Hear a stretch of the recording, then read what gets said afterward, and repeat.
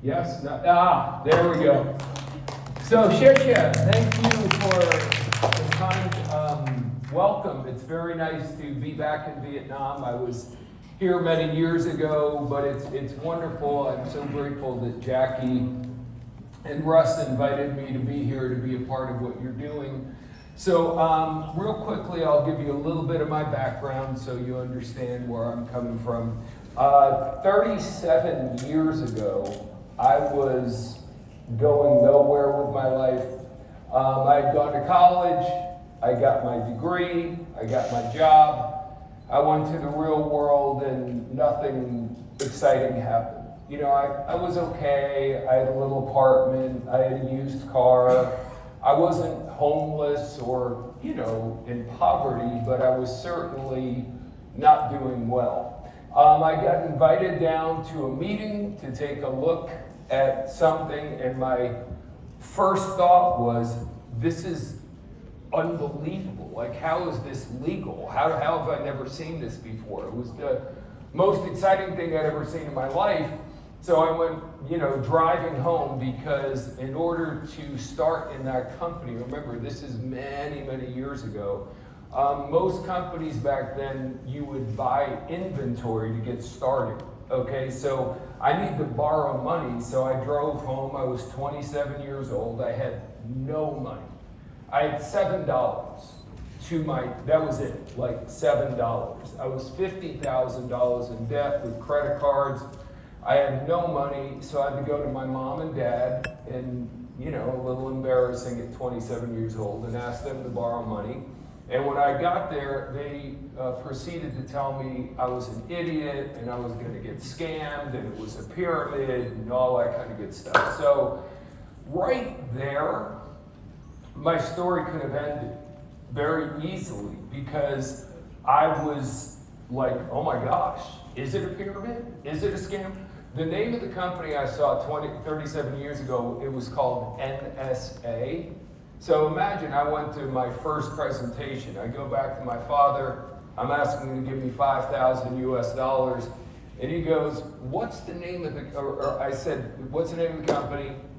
I said, NSA. He goes, what does NSA stand for? I'm like, I don't know. Well, where is the company?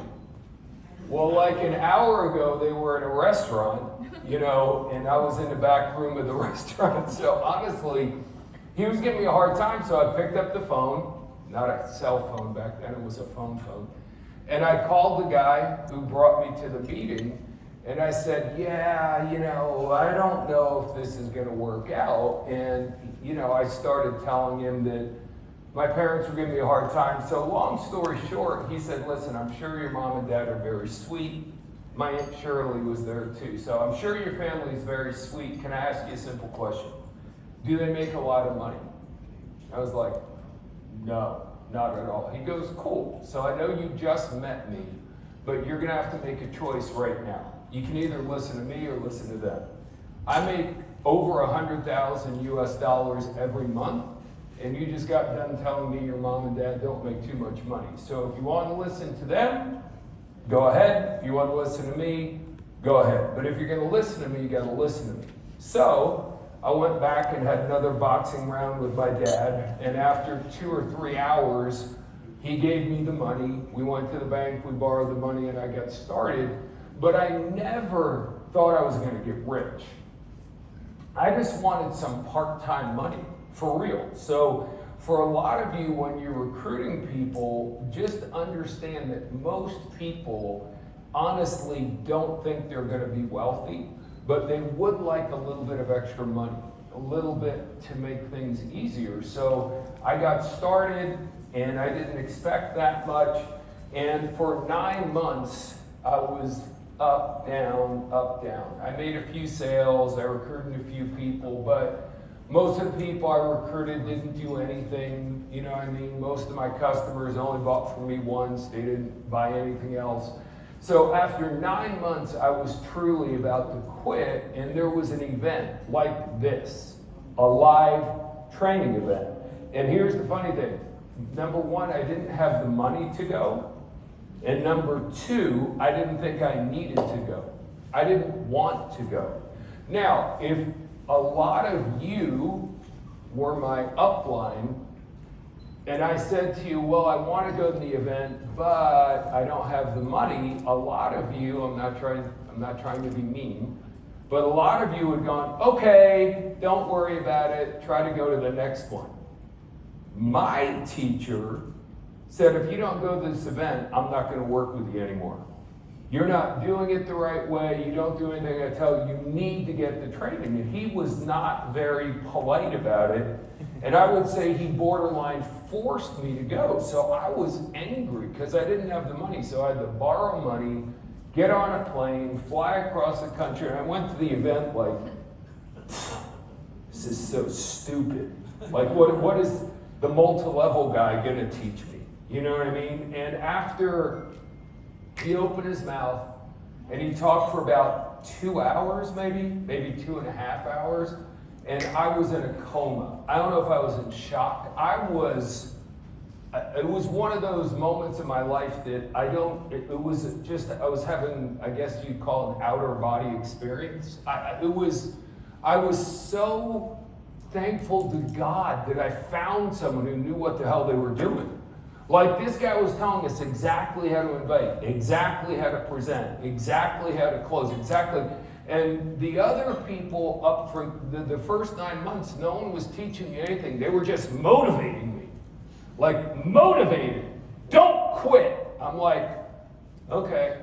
See, if you have a good opportunity, we shouldn't have to tell people don't quit, right? Like, if I ask, oh my gosh. If I ask you on a date, and on our first date I say, let's not get divorced, wouldn't that be a weird thing to say on your first date? So again, long story short, he wasn't trying to motivate us, he was teaching us. And that was all I needed. So I left that event, and the ironic thing was, even though he wasn't trying to motivate us, he motivated me. Because I was like, if someone will just show me how to do this, it's all over. Because I had a strong desire. I don't know if you have a strong desire, but I had a strong desire to be successful. When I recruited people years later, that was the main thing I looked for in people, because honestly, that's all I had. I didn't have a lot of talent. I didn't know a lot of people. I wasn't a great speaker. I wasn't a good salesperson, but I had a strong desire to be successful. So I went to 3 events in a row, like a month later. I just kept going to the events. And then at the 3rd event, I finally got brave enough to go talk to the guy who was the teacher. And he was very nice. I thought he was going to be mean, you know what I mean? But I was intimidated by him. And he's like, oh, what's your name? Where are you from? He goes, well, where's your team? Let me say hi to your team. And I'm like, my team? And he's like, yeah, where's your team? And I go, oh, should I bring my team? And he just looked at me like, are you a moron? And he was like, yes, you should bring your team. So he goes, okay, at the next event, and this right here was probably the most powerful thing that ever happened to me in my whole life, or my whole career. He said, at the next event, bring 10 team members.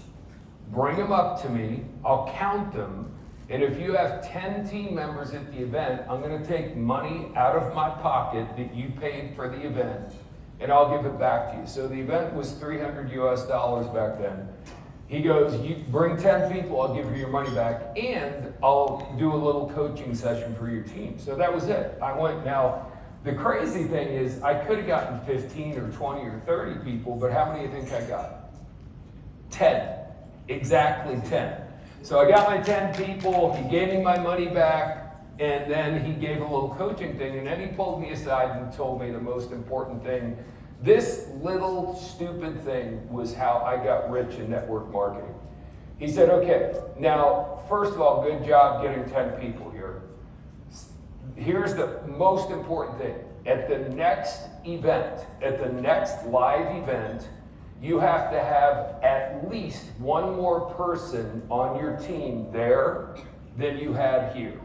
And then at the next event, you always have to have at least one more person at the next event than you had at this event. Here's the other thing.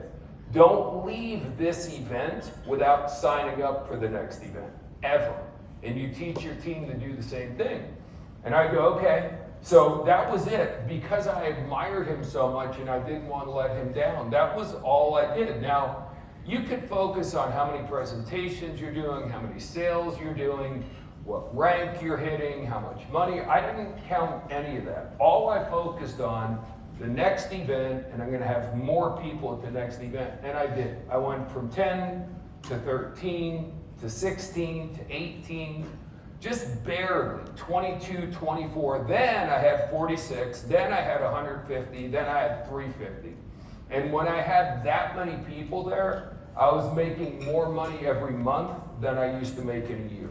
And then it just got bigger and bigger and bigger. And I'm telling you, all of my success came from live training events like this.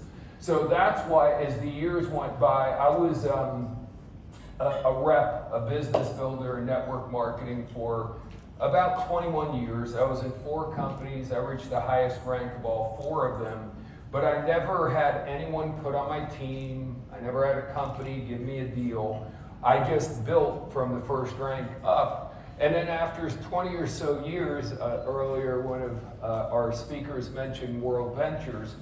And the owner of World Ventures was a friend of mine, and he said, I'd like you to be our trainer. And I was like, what? No, I'm a network marketer. I'm not a trainer. And he goes, yeah, but you're also a great trainer. We want you to be our trainer. Anyway, long story short, God has a weird way of doing things. So I ended up leaving my downline, big downline. I was the #1 income earner, and doing World Ventures for 15 years. And I do want to say this. So the first time I was ever on the continent of Asia, I landed in Singapore for a World Ventures event. And ironically, when I did that event, there was about almost exactly the same amount of people in the room that day as there are right now. So when he said, it's like we're at World Ventures on the ground floor, I'm like, yeah, it kind of is like here at World Ventures on the ground floor. Now, I will tell you this, there were some very hungry people in that room. Very hungry people. Out of a room of this size, if you fast forward 5 years later, 7 people of this size group were millionaires, making over $1 million US every year. So that's very unusual to have a small group and have that many people be successful. But they were 2 things. They were hungry and they were teachable. They were willing to do whatever they were taught to do. So today I just want to share with you a little bit of what I shared with that group 20 or so years ago, and maybe, who knows, lightning can strike twice in the same place. And I love what you're saying about being a blue ocean. If you don't know what that means, a red ocean means everyone's already in it. Blue ocean is a new concept, a unique concept. So here's the problem with a blue ocean. No one knows what you're doing. People don't get it because there's nothing else like it. That's why it's a blue ocean concept. So that's where you have got to become very persuasive. That's where you have got to have an unusual amount of energy and excitement and everything. Because you guys, I know the company's not brand new, but you're still very much on the ground floor, right? It's early, it's new. So you have to think that way. And it's a different kind of mindset, okay? So I always ask people, are you the kind of person who creates momentum, or are you the person who rides the wave of momentum? So most people don't know how to create momentum. Most people, there's an expression in business called being a rainmaker, meaning that you're so good at business you make it rain money. You know what I mean? So most people are not rainmakers. Most people don't create momentum. Most people ride the momentum when the rainmakers create the momentum. So what we need, what you guys need, are some rainmakers. We need some people that are going to be unusually obsessed with making this company the biggest company in the world, or certainly in the network marketing travel space. And here's the good news. I trained for many, many companies. Okay, I'm not attached to any one company. I'm in touch with a lot of network marketing travel companies. And there's no one network marketing travel company right now that's dominating. There definitely is not. So that means there's a real possibility, and I will tell you this, people love doing travel and network marketing. Like, they love it. So if you can create momentum, if you can get a fire started, if you can get people, and let me be more specific, if some of you start making a lot of money, that's going to get other people's attention. And we could get this thing to literally explode, just like World Ventures did. Went from nothing up to $1 billion during the time that I was there every year. And I know you guys can do the same thing. So the first thing is you've got to have, and someone already said it, a pioneer mindset. That's exactly the right word of what it is. Now, everyone wants to be on the ground floor, right? Everyone knows that, right? Opportunity is best on the ground floor. The problem is the ground floor is not fun. Okay, the ground floor, think about for real the ground floor. Like, think about the analogy of a highway where you're on the highway and it's beautiful and it's smooth and it's paved. There's lines, there's signs, there's lights all over the place. It's very easy and nice to drive on it. Now, when they first got there, there was none of that. There was probably a jungle, and there was someone hacking through the jungle with a machete. And when they finally cut down all the green shit, then there was dirt, and they had to get the dirt, and eventually they put pavement over it. But it took a long time to get it where it was beautiful. Now, when this company is beautiful, and everyone will get it. Everyone will just walk in and go, oh, this is beautiful. The question is, can you be, you know what a visionary is, right? In the Bible it says, without vision, the people will perish. So this is a big part of being on the ground floor, is casting vision. But it's hard for you to cast vision for somebody else if you don't have the vision yourself. So ask yourself in all sincerity, what do you see happening with this company in the next 5 years, in the next 10 years? And all a visionary really is someone who sees a big vision and is good at communicating it to other people. So when I was in the field, like you, building teams like you, I loved being with a new company. I love being on the ground floor because to me it was so easy that every time I did a presentation, I would do the basic presentation, of course, and at the end of it, all I talked to them about is what we were going to do in the next 5 years. And I would start, for example, if we were working right here in Vietnam, I don't know if we have teams here, but if we were here, I would say, okay, so we're here working the Danang market, and I would ask them how many people approximately are in Danang, and let's say they said 1 million. I know there's not 1 million, but let's just for easy math. Okay, 1 million people. And our goal, I would tell them, is to get 10% of everybody in Danang to buy our products, to become customers. So if there's 1 million people, we get 10%. How many is that? 100,000. Great. Okay, let's say we completely screw it up and we only get 1%. That's still 10,000 people just in Danang. So who wants to own Danang? Who is going to go crazy? And people get excited. Then I go, okay, then how about Ho Chi Minh? And then how about Manila? And then how about Tokyo? And then how about Seoul? And how about Singapore? And I got people so excited about we're going to take over Asia, like all of it. And now they're no longer being logical. They're caught up in my vision. They're getting excited. See, if people don't get excited, there's three. Let me pause for a second. When I met my mentor, some of you guys know this maybe, there's 3 keys to being great at whatever you want to do. Very, very simple. 3 rules. Number 1, pay attention. Number 2, get excited. And number 3, never quit. Now, get excited. If you are not excited, why should anyone else be? How about this? For the next time, the rest of the time I'm up here, I'll talk like this. So, I came over from the United States, and it's really an honor to be here. And, seriously, I just believe this company is going to be the biggest thing ever. You got to be kidding me. Like, a lot of you, when you're doing the presentation, you're putting people into a coma. You're boring them because you have no enthusiasm. You know why? Well, I'm afraid people will think I'm weird. People will think I'm crazy. You want a secret? They already do.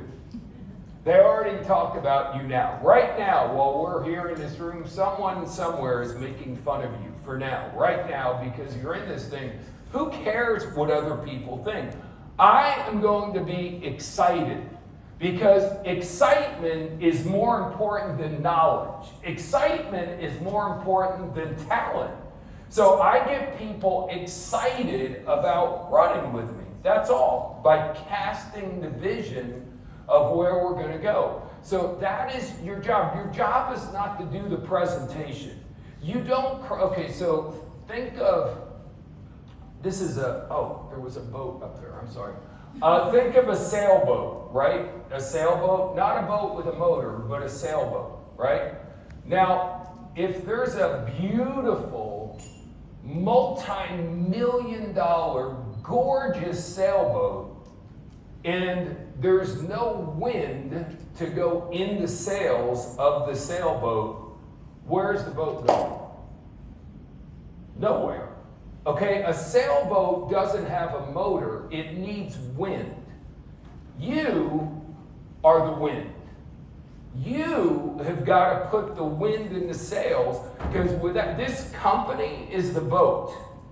You got to be the wind to make the boat go. And let me tell you something, it's not easy. Creating momentum, getting things started, being a rainmaker is not easy. So if you are going to have an average attitude about working here, about building your business, then we're never going to get the wind into the sails to do what you guys want to do. But if there's a couple of crazy people here that are willing to work differently than everyone else, then anything is possible. So when I teach people, if I was coaching you one-on-one, the first thing I do with people is go, look, whatever you're doing, you can do it one of 5 ways. So if I was coaching you and you just said, I want to be the best parent, the best mom, or the best dad in the world, cool. Then there's 5 kinds of parents. If you said, I want to be the best soccer player in the world, the best football player in the world, I'd go, cool, there's 5 kinds of football players.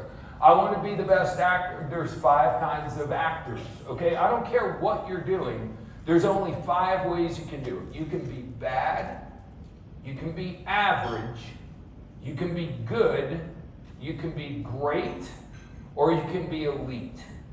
Now we have to, let's not even talk about bad. I don't think anyone's saying, oh, I want to be bad at this, so let's forget that. But average, a lot of people are okay with being average. I don't know if you know this, but if you look in a dictionary under average, one of the definitions of the word average is the highest degree of poor. Which means if you're average, you're phenomenal at being terrible. You're the best at being the worst. So, but here's the problem with average. A synonym for average is normal. And here's the problem. Most of us want to be normal. We don't want anyone to think we're weird. We want to fit in. Elon Musk is not normal. Bill Gates is not normal. Stephen Jobs was not normal. I can admit, anyone that I mentioned their name here in Vietnam and you know who they are, that's not normal. How would you like people all over the world to know your name? Then stop being normal. Average is unacceptable. Average is just like everybody else. Then you go to good. Bad, average, good. And here's the problem. Good is good enough for most people. Because good means I used to make, and I use US dollars, so I apologize. I'll use Sing dollars. How about that? So I used to make 4,000 Sing dollars a month. Now I make 8,000 Sing dollars a month, which is a lot. That's good. That is good. So what most people do is they get into a comfort zone and they stop working really hard because they're making twice as much and they have a team, so they don't even have to work that hard, and they sit there and they ride on their $8,000 a month. But good, there's a book called Good to Great that you should read. It's an amazing book. And in that book, the author says good is the enemy of great. If you settle for good, you will never be great. Now, if we're going to get wind in the sails of this company, good is not going to be good enough. I need people, Jackie needs people that want to be great or elite. Elite means you're Michael Jordan. Elite means you're Kobe Bryant. Elite means you're one of the best people to ever do it. So great or elite. Now here's the thing. Here's what's wild. People that are great or elite at whatever they're doing are usually not great or elite because of talent. They're great because of effort. Because they are just willing to work harder than everybody else is willing to work. You're looking at me. I've made a lot of money in my life doing this business, millions and millions and millions of dollars, not because I'm talented, because I worked way harder than almost everybody else. So for me, when I heard a message like that, it was exciting because you don't have to be the smartest person in the room. You don't have to be the best presenter in the room. You don't even have to be a good salesperson. You've got to talk to a lot of people, right? So I believe earlier Paul issued you guys a challenge, right? To do 100 presentations in the next 30 days. How many of you are up for that challenge? How many plan on doing that? 2 people. How exciting. Okay, so let me tell you, if you want to get momentum going, that's what we need to do. You need to talk to a lot of people in a short period of time. Now, I'm going to say something that's very important. If you're in network marketing, you're self-employed, right? So the best thing about being self-employed is you can do whatever you want, whenever you want. There's a lot of good things, but the best thing is you own your time. You can do whatever you want, whenever you want. The worst thing, though, about being self-employed is you can do whatever you want, whenever you want. So most of you are the coolest boss you've ever had in your whole life. In other words, most of you are not pushing yourself, because here's the bottom line. Do you know who Kobe Bryant is? The basketball player Kobe Bryant? Okay, so Kobe Bryant was very popular in China, if I'm not mistaken, like one of the most popular athletes ever in the history of the world. So most people don't know this. Kobe Bryant, every year when the season was over and before the next season, he wrote a contract to himself. Not with the Los Angeles Lakers. Of course, he had a contract with them. That was the team he played for. But he wrote a contract to himself, and he would get, so for example, he would say in his contract, you need to work out 4 times every day. Most professional NBA athletes work out 1 time a day when it's not the season. 4 times a day. So Kobe Bryant would set his alarm clock at 4 a.m., go to the gym and work out. Come back home, have breakfast. At 9 o'clock, he would go back to the gym. Come back home, whatever. At 2 o'clock, he'd go back. Kobe Bryant, now, don't you think if you're already a great player, you're already world famous, why does he have to work out 4 times? Why does he have to get up at 4 a.m.? Because he had a burning desire to be elite. Now, again, do you have the desire? I've said this a couple of times, and a lot of you are like, yes, I do. It's like, no, you don't. If you have a real burning desire, then you're already doing 100 presentations in the next 30 days. That's what a burning desire looks like. Here's what you have to understand. If you honestly do 100 presentations, here's what will happen. You don't care if people say yes or no. Listen to me closely right now. The biggest thing that screws you up and your team is every time someone says no, it's like someone shot you. No. It's just, so depressing. When you talk to 10 people a day and one of them says no, you're like, whatever. It's like a mosquito. You just get rid of it. You don't even remember it. So the key is, as the more people you can talk to and the faster you talk to them, and this isn't just for you, it's for you and everybody on your team, because if you talk to 10 people a day, or whatever, 5 people a day, as many people a day as you can, most of them are still going to say no. But if I talk to 5 people a day, at least one is going to say yes. Some days, all 5 are going to say yes. The key is what I shared with you earlier. You're self-employed, so you can do whatever you want, whenever you want. So don't let that be the worst thing about network marketing. Let it be the best thing. You have to have the discipline. So here's the thing. How many of you do you know what a New Year's resolution is? You know that, right? Like it's a new year, so you go, this year I'm going to be rich, or this year I'm going to lose weight. Have you ever done that? Make New Year's resolution. I know Chinese New Year is different than standard New Year, but in America, on January 1st, 100 million people make a New Year's resolution that this year I'm going to be healthier, right? 10 days later is called National Quitters Day. That's an actual thing. And something like 80% of 100 million people already quit in 10 days. You know why? Because they made the resolution when they were in an elevated state of mind. And that elevated state of mind goes away. That's why a lot of you are like, will you motivate me? I'm like, no. Because motivation doesn't work. Because it only lasts for a short period of time. If you understand the way your brain works, you release endorphins and you get this great feeling. See, the key is, will you do the presentations when you don't feel like it?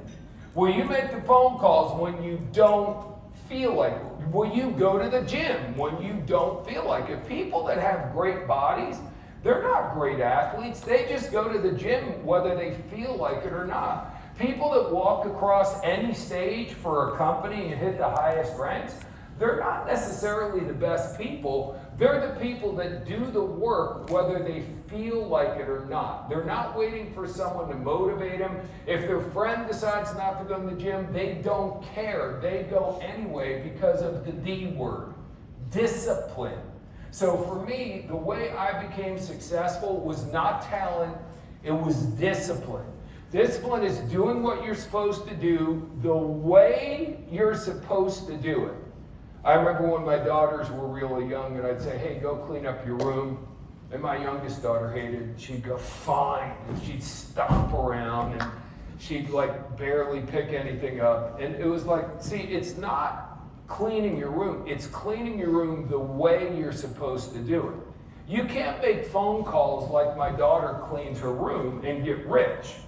It's doing what you're supposed to do the way you're supposed to do it, whether you feel like it or not. Now, here's the crazy thing. Most human beings are followers. People wait and see what everyone else is going to do, and then if someone else does it, there's an amazing video on YouTube, and I don't know the name of it, but I'll describe it to you, and it's super cool. You have to search for it. So it's set in San Francisco, And it's like a music festival. It's outdoors, and there's music playing, and there's this really weird looking guy, like bizarre looking guy.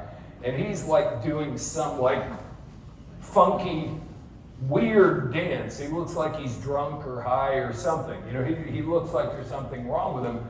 And like everyone in the video is just sitting there looking at the guy going, the hell? Like they're just making fun of him and pointing at him. And he's just out there doing his funky, weird dance, and he keeps doing it. Finally, after 5 minutes, somebody in the crowd goes, you know what?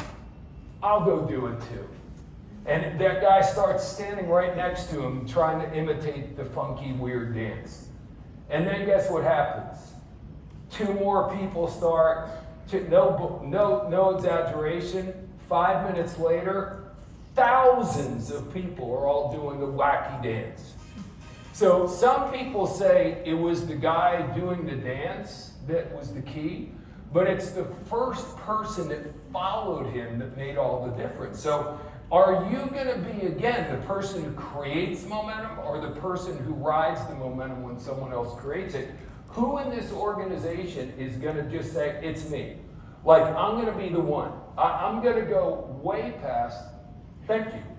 Does my voice sound bad? Do I need water? No, you sound great. I sound okay? Okay, that's fine. No, just helping you. I'm the one. Okay, all right, thank you.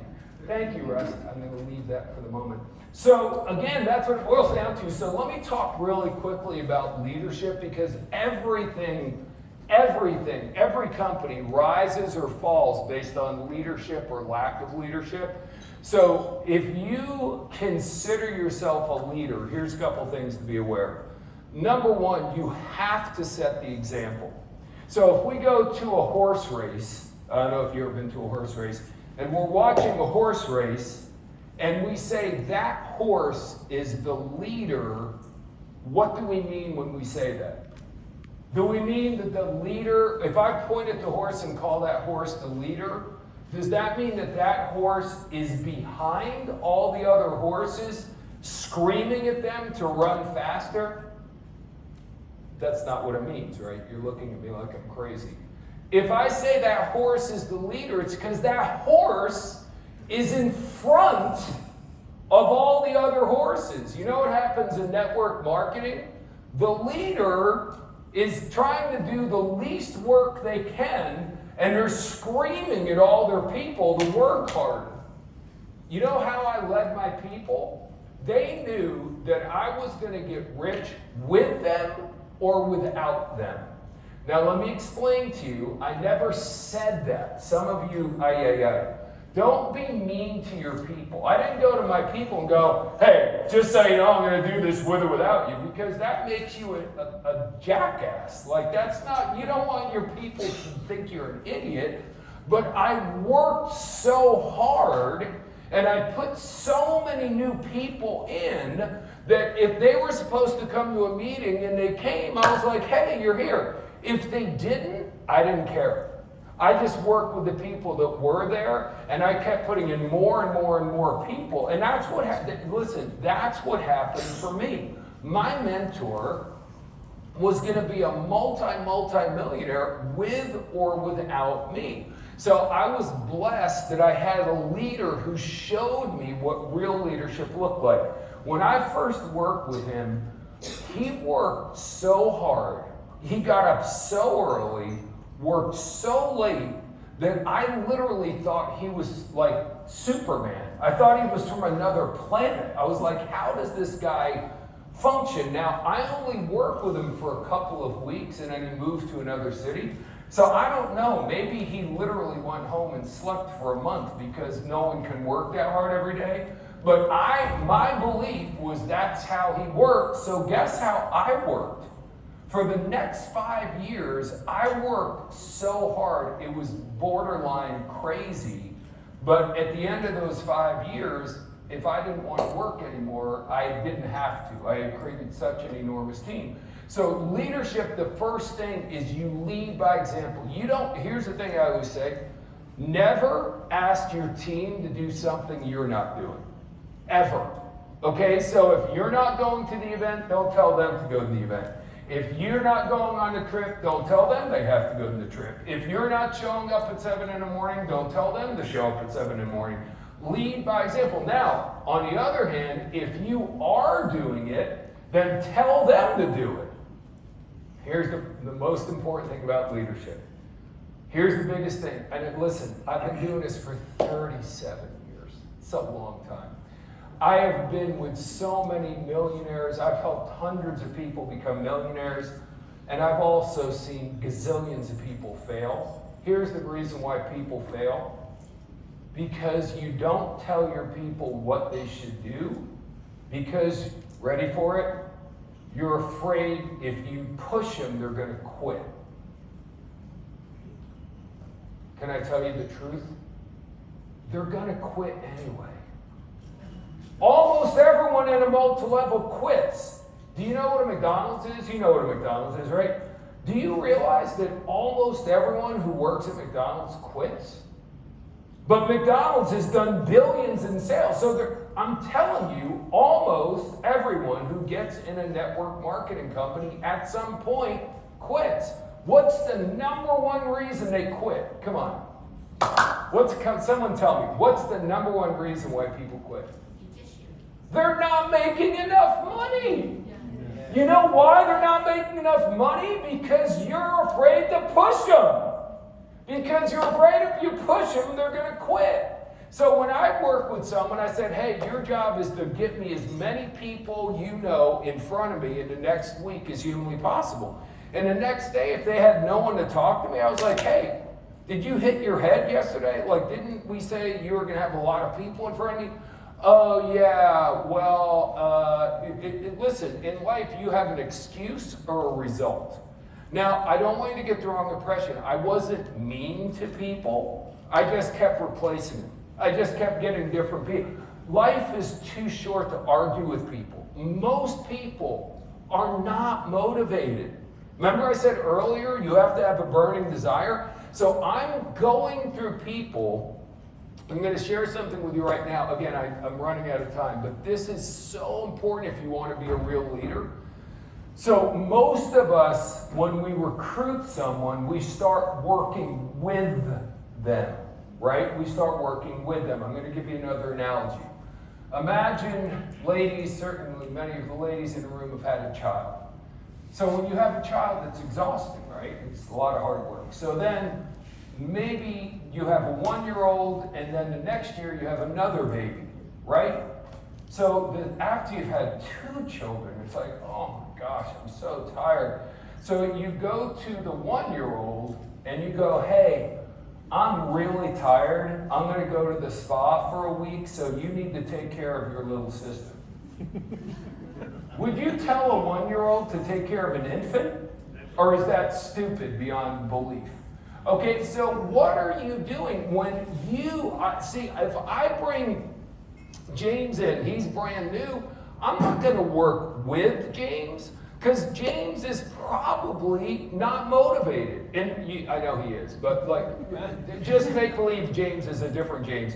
So he's not motivated. My assumption is he's not going to be the guy. So I'm not going to work with him. You get to hear what I'm saying. I'm going to work through him. I'm going to get him to bring me more people as fast as humanly possible. Because the minute James loses his belief or his enthusiasm or his excitement, guess what he stops doing?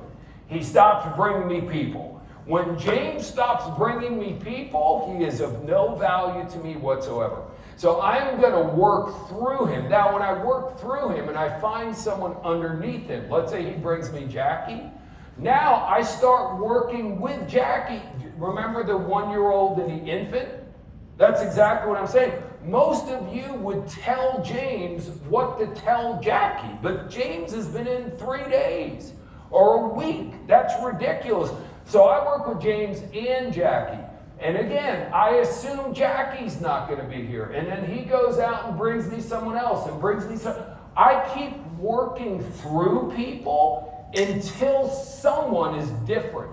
Until someone is like, oh, and now, someone like, for example, I'm working and I go, hey, There's a Zoom tomorrow night. Don't forget to be on it. How many times do we do that? It's like we're a babysitter. There's a Zoom. Don't forget to be on the Zoom.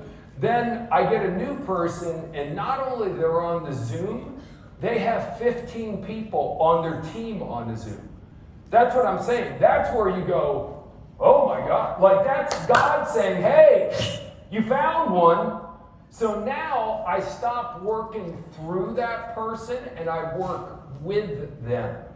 One of the reasons why I built 4 times to the highest rank in the company, 4 out of 4, is because I learned not to work with people until they give me a reason to work with them. Most of you work with people right from the get-go, and 90% are going to quit. So if there's nothing else you remember from me being here, remember when you bring new people in, work through them. And here's the crazy thing. If I go back to James, and then I get Jackie, and I work, and finally 8 people deep, I find someone. I find Russ, and Russ is a superstar. Some people go, well, you know, you kind of ignored James and Jack. Remember when I told you that most people are going to quit? James and Jackie are going to quit unless I go through them and find Russ, and now they can't quit.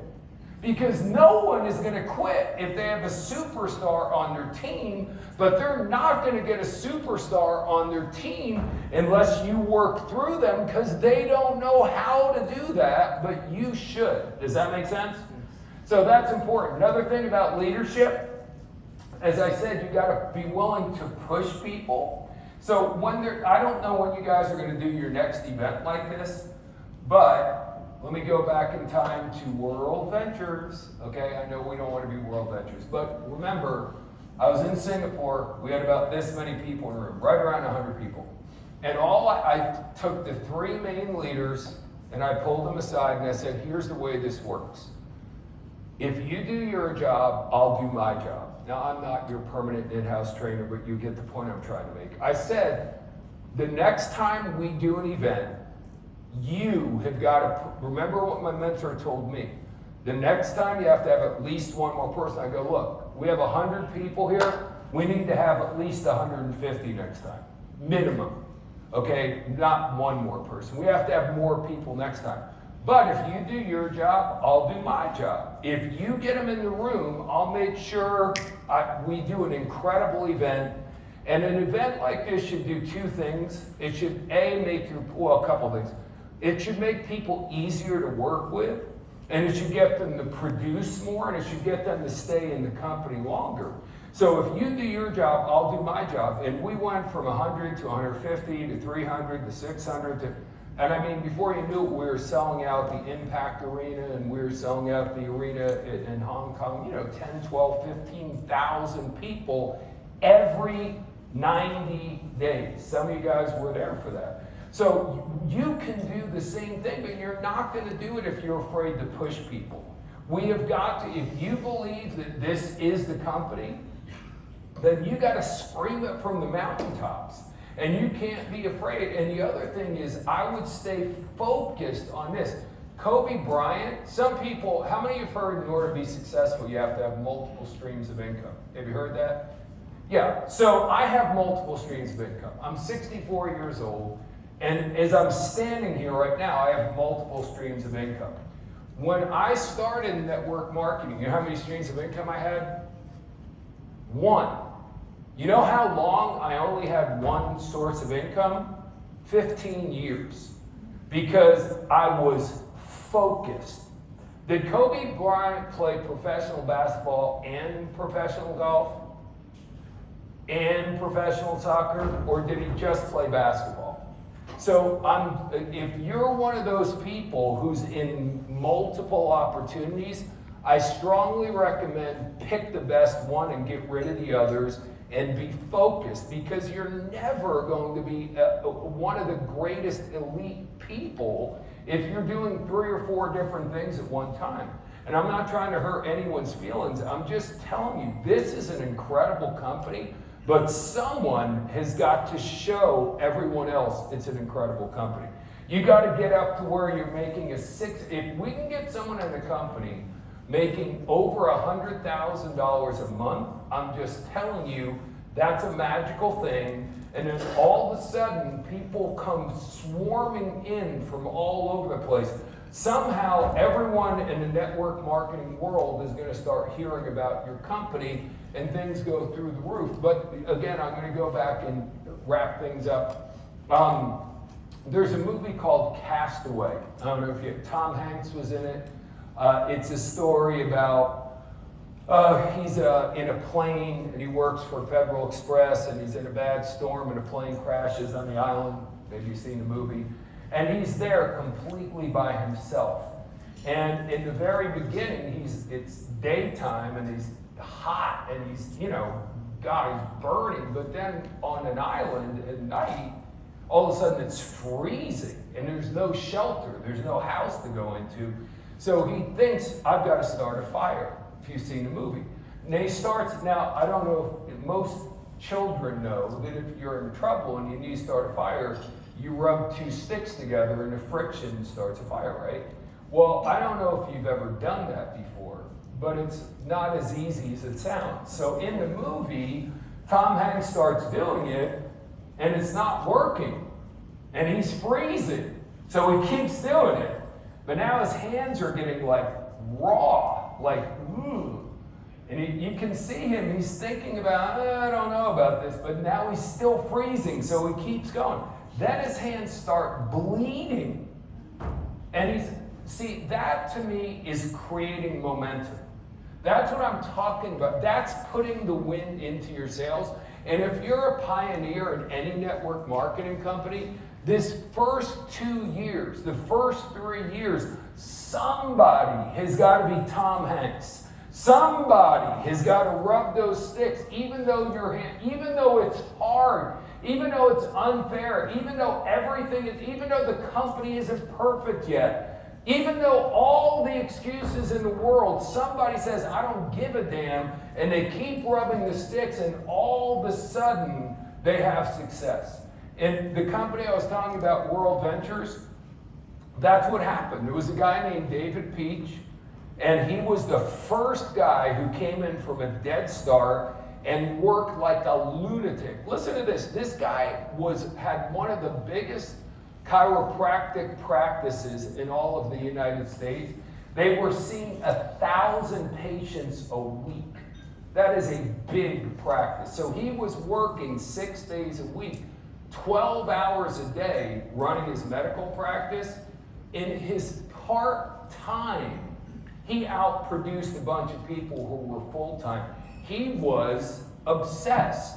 He was passionate about being successful. And when people saw that a guy who was a doctor, who only worked part-time, was going to make $1 million in a year, that's when I told you, everyone started playing follow the leader. Other people will follow. So the question is, who's going to be the trailblazer?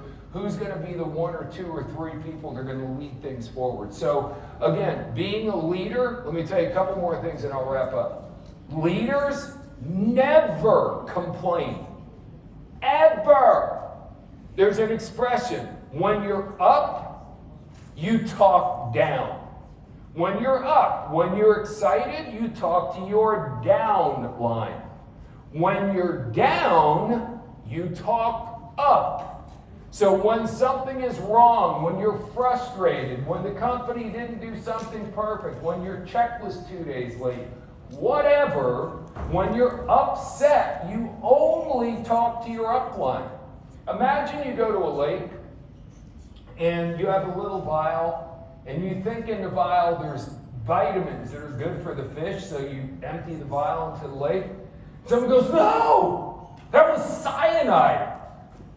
Once you put cyanide in the lake, how do you get it out? The answer is you don't. Nothing is dumber than speaking negatively to your downline.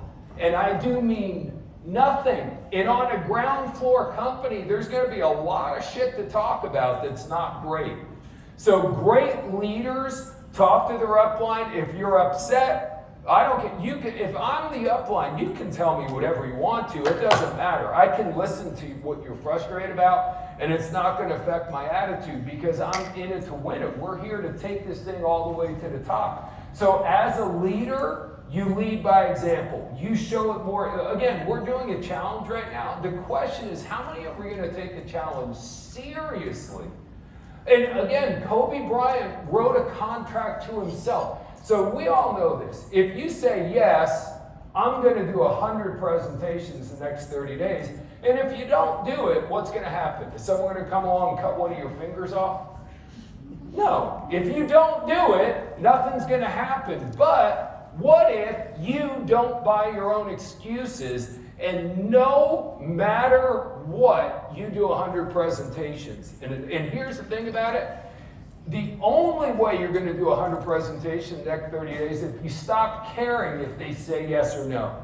It doesn't matter if they say yes or no. What matters is you get to 100. And I'm telling you, this is like a magic trick. If you could do it, and you will be shocked at how many sales you make and how many reps you'll sign up if you just go for 100. And if you genuinely don't care if someone says yes or no, you can't wait to get to the next one, the next one, the next one. If you can do that once, then you'll be able to show your team how to do that for the rest of your life. And that's how you create momentum. But the bottom line is, when we're done with the meeting, and when your excitement is gone, and when you go back home to wherever you live, and when life is being life, the question is, can you keep the mindset we're talking about right now? Are you going to, in your mind, say, I refuse to be anything but great or elite at doing CS Life? That's all I'm going to be. And the way it's going to work is by you do what you know you're supposed to do, whether you feel like it or not. That's the most important thing. And again, wouldn't it be fun to come back here a year from now and we can't fit in this hotel? Wouldn't it be fun to come back when there's 3,000 or 4,000 people, and then before you know it, a couple years later, there's 10 or 15,000 people? And that's what happens to all successful network marketing companies. But somebody has got to be the fire starter. Somebody has got to be the rainmaker, and the way it happens is with a burning desire and holding yourself accountable no matter what. It's been a pleasure to be here. I will definitely see you again tomorrow. Thank you so much for your time.